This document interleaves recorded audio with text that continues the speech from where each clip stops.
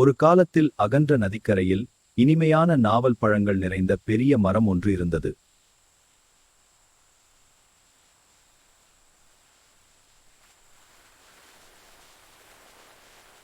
அந்த மரத்தில் ரத்தமுகன் என்ற புத்திசாலி குரங்கு வாழ்ந்து வந்தது.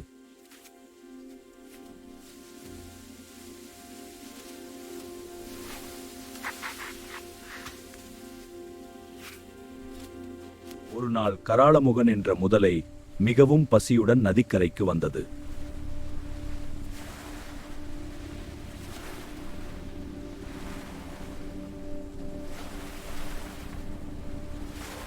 பசியுடன் இருந்த முதலையை பார்த்த குரங்கு அன்புடன் பழங்களை கீழே போட்டது.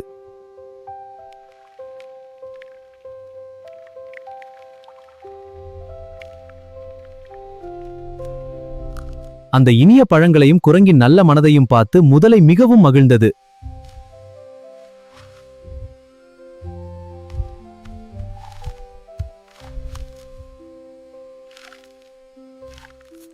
இந்த பழங்கள் ரொம்ப இனிமையா இருக்கு.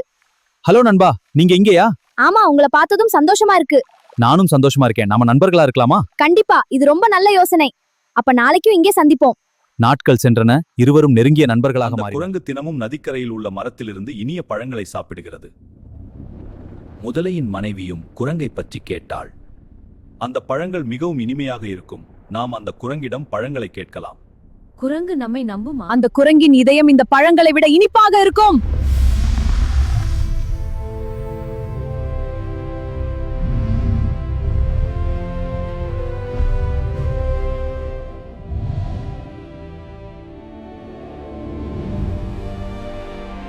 கணவரே, எனக்கு அந்த குரங்கின் இதயம் வேண்டும். மனைவியின் ஆசையை கேட்ட முதலை அதிர்ச்சியடைந்தது.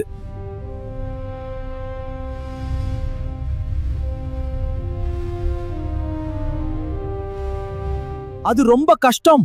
உன் மனைவிக்காக செய். சரி, யோசிக்கிறேன்.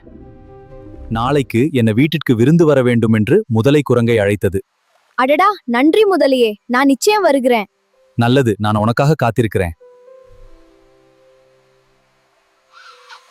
எதுவும் தெரியாமல் குரங்கு முதலையின் முதுகில் ஏறியது.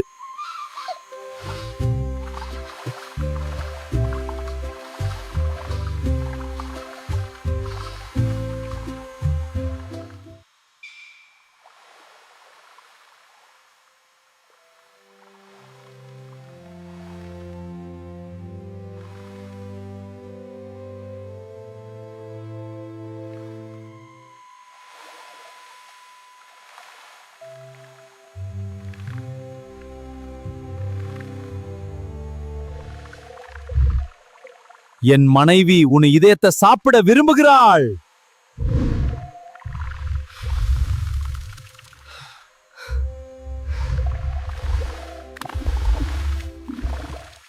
ஆனால் புத்திசாலி குரங்கு உடனே ஒரு யோசனை செய்தது.